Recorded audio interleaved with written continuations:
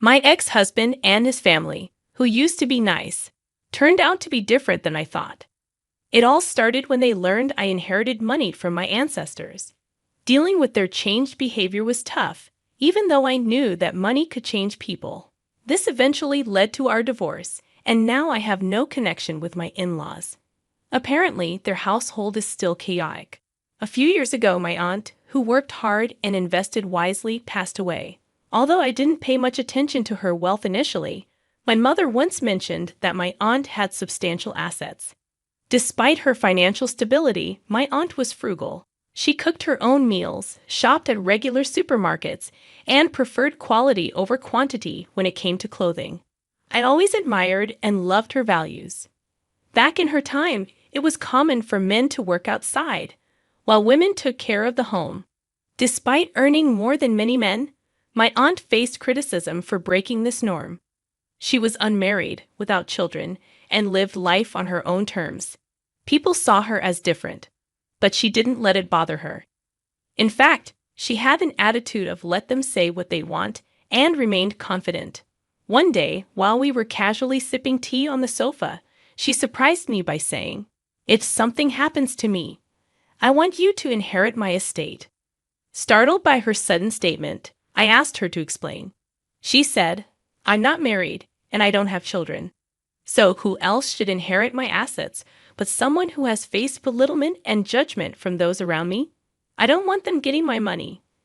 I still need to prepare the inheritance documents, but I want to clearly state that you are the heir," she said with a smile, but in a serious tone. When she shared this with me, I didn't question it and simply agreed. I thought, if that's what my aunt wanted, she had the right to decide.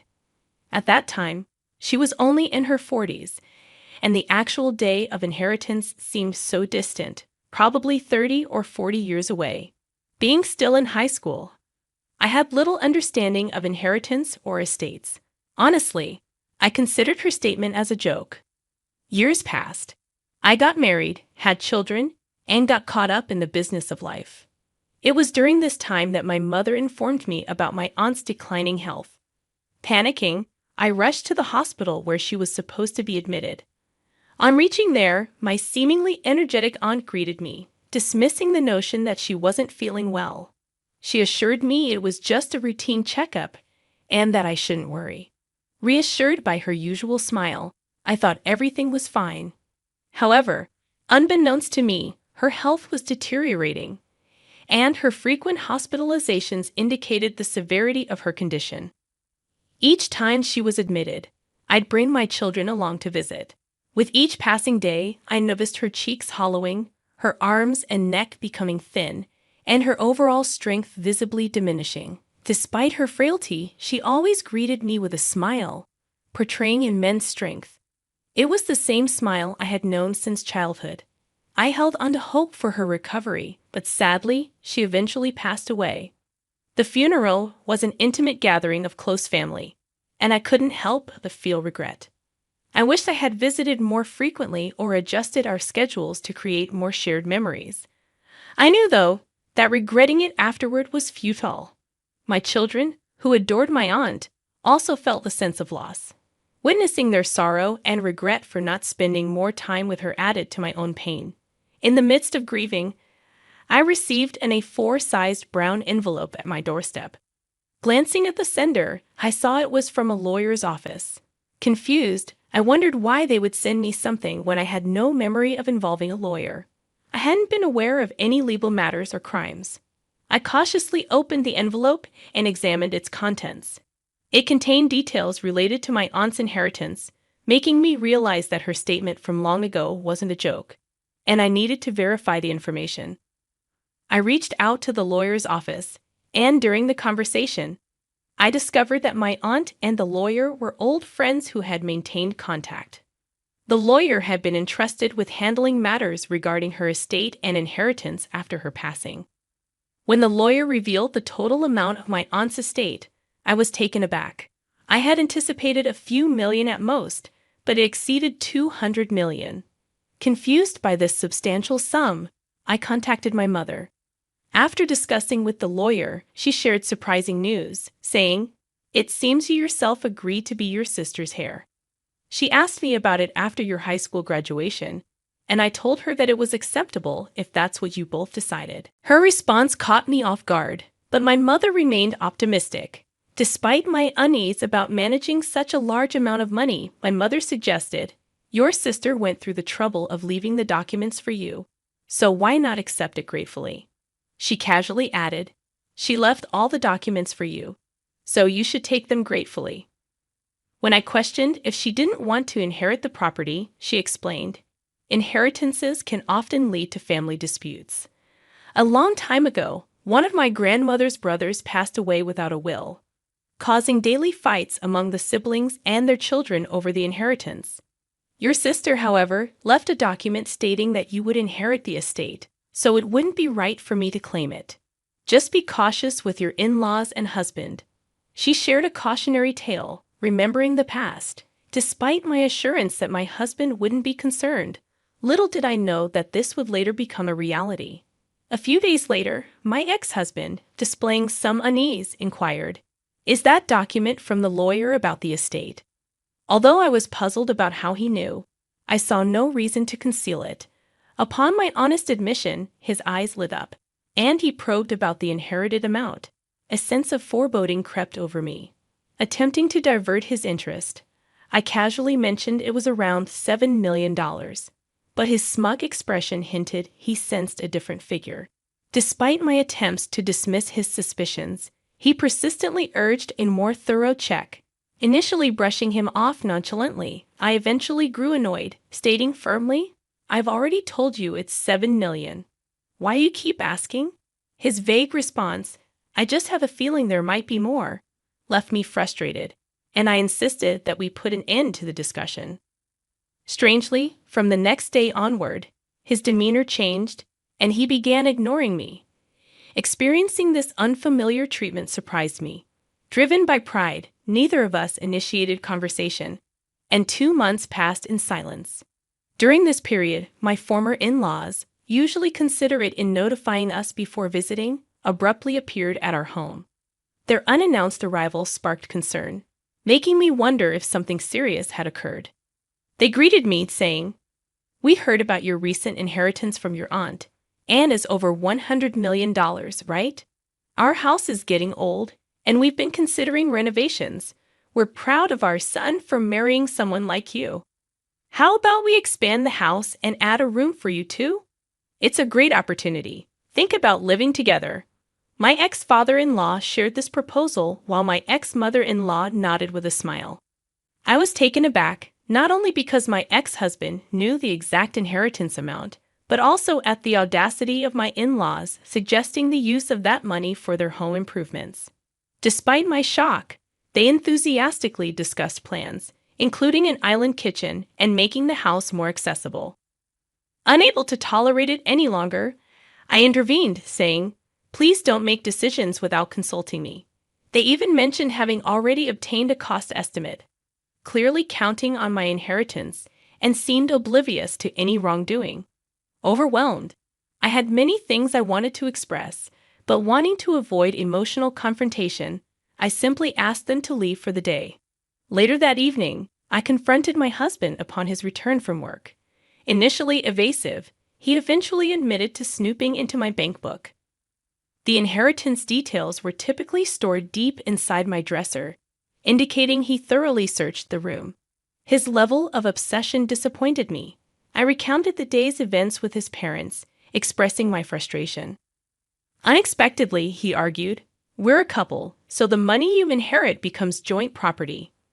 The inheritance is also mine, and using it for my parents' house renovation is only natural. You're in the wrong for hiding the actual amount." Despite my ex-husband persistently defending his parents' actions, insisting I was at fault, it was clear that their behavior was unacceptable. Adding to the shock, he casually revealed in the conversation that he had quit his job. Confused, I questioned, "Hold on, what do you mean by that? If we're so well off, can't I live without working? With financial comfort, why endure a stressful job? It's a waste of time. If we live off your money, we can have a stress-free and peaceful life enjoying our time. Renovating my parents' house would even boost your status as the son's wife. It's all beneficial. Why be so upset when there are only advantages? He expressed this with a frustrated look, leaving me feeling hopeless. While I expressed my willingness for the renovation, I clarified that I wasn't planning to fund it. This infuriated my ex-husband once again. The plans are already in motion. I remained indifferent, ignoring his continued ranting. The next day, he returned with his parents, complaining that the situation had changed. I retorted, "Changed? You made decisions without consulting me in the first place. Even if I had agreed, why would I fund it? This money isn't for renovating your parents' house, nor is it for supporting a son who quit his job without discussion. After all our kindness, and you, being wealthy yet so miserly, have some nerve." Disillusioned, I realized their true nature and informed them I had nothing more to discuss, asking them to leave. Upon hearing my straightforward reply, "I mean exactly what I said," my ex-husband began to panic.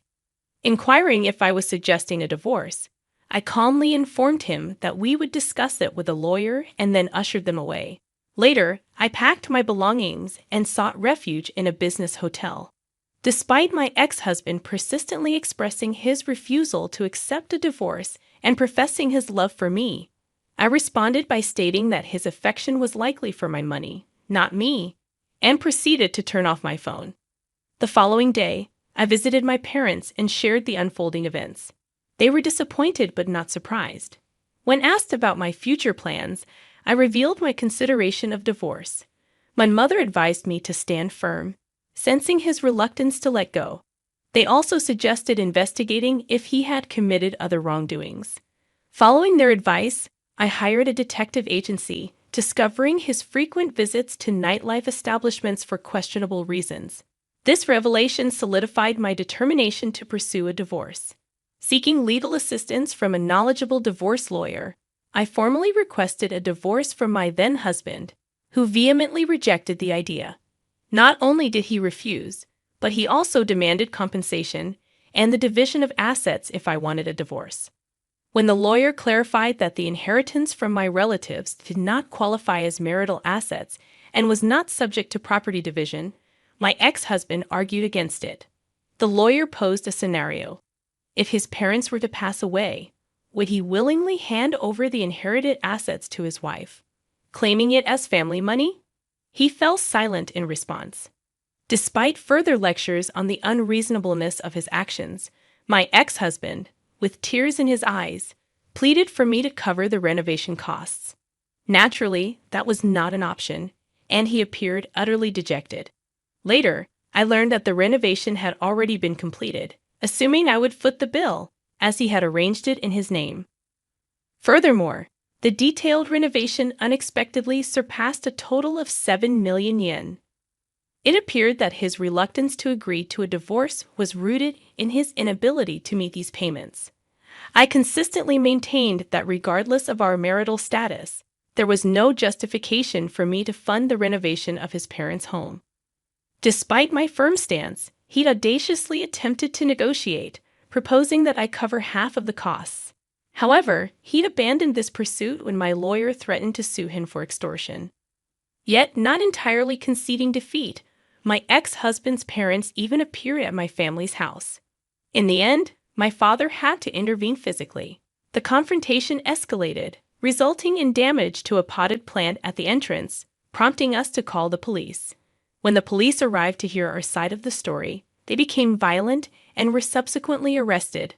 Naturally, the entire neighborhood became aware of this incident, and the gossip continued even after their release. Considering these tumultuous events, I openly shared the story with some neighbors who enjoyed gossip. Consequently, the audacity of my ex-husband's family became widely known throughout the neighborhood. Eventually, we finalized the divorce. However, even after the legal separation, I continued to receive messages from him expressing love and a desire to start over. In response, I obtained a restraining order through my lawyer. Recognizing the temporary nature of restraining orders, lasting at most 6 months, and given my ex-husband's apparent disregard for such legal measures, I decided to relocate with my parents to avoid potential retaliation. While I felt guilty about uprooting my parents from their familiar surroundings due to my circumstances, considering the various dangers and challenges we faced, moving seemed to be the only viable option. Consequently, we made the move discreetly, akin to fleeing in the night. Once things settled down, I informed my children about the decision. Although they were understandably shocked, they all empathized with my situation, acknowledging that under the circumstances, there was little else we could do. Life continued without major issues, but my ominous feelings proved accurate. Despite the restraining order, my ex-husband was found lingering near my former family home. A vigilant police officer, sensing something amiss, questioned him and discovered a small knife in his pocket, leading to his arrest. When my lawyer informed me about this development, including my ex's desire to talk, a chill ran down my spine. I shuddered to think of the potential danger if I hadn't moved away, naively relying on the restraining order for protection. Ultimately, my ex-husband was released sooner than anticipated since no one was harmed. However, the fear of returning to the area where my family home once stood lingers. For a brief period, I lost track of my ex, but a friend living near his family home provided updates. Following the renovation, heated arguments about finances became a daily occurrence. Phrases like, "You took out the loan in your name, so it's your responsibility," or "This house belongs to our parents, so they should cover the expenses," resonated loudly, making the nature of the conversations evident. Beyond verbal disputes, the sounds of objects being broken could be heard despite the recent renovation. The police were occasionally called to intervene, cautioning the family. There were also occasional remarks blaming me for the divorce or accusing others of supporting it. Before the inheritance issue, we had a decent relationship, and the bond between my ex and his father was strong. Witnessing how money could destroy these connections saddened me. Reflecting on my mother's words that money can change people, I now understand the truth behind that statement. Additionally, it appears that my ex-mother-in-law is urging my ex to find a job already, and his retort, "Shut up," is audible. It seems he still hasn't found employment, which might be challenging given his age. Due to my open sharing of the story, the neighbors are aware of our messy divorce. Consequently, nobody approaches the ex's family, fearing requests for money. Some even believe that going near their house could bring bad luck. I couldn't help but laugh when I heard this rumor. Currently, I reside in a moderately spacious rental apartment with my parents. Despite their constant encouragement to prioritize myself, the thought of remarriage doesn't even cross my mind. I've decided to spend the rest of my life with my parents. The fear lingers that if a potential partner discovers the inheritance, they might undergo a transformation similar to my ex-husband. Additionally, since I never had many hobbies or extravagant spending habits, I plan to maintain my usual lifestyle. I envision utilizing this inheritance for the well-being of my parents and myself in the future, especially if there's a need for special care in our old age or to celebrate significant milestones like my children's weddings or the arrival of grandchildren. Honestly, it's a substantial amount that won't deplete with casual spending. This money is a precious legacy from my admired aunt, and I intend to handle it with the same care she did. Lately, while working part-time, I've delved into learning about investments and financial management. It's proven to be a challenging endeavor, deepening my respect for my aunt, who skillfully managed it for many years. Although we lead content lives, occasional updates reach me about the challenging situation my ex-husband and his family are facing. However, since we are divorced, they are now strangers. Regardless of their struggles, I hope they navigate through them without involving others.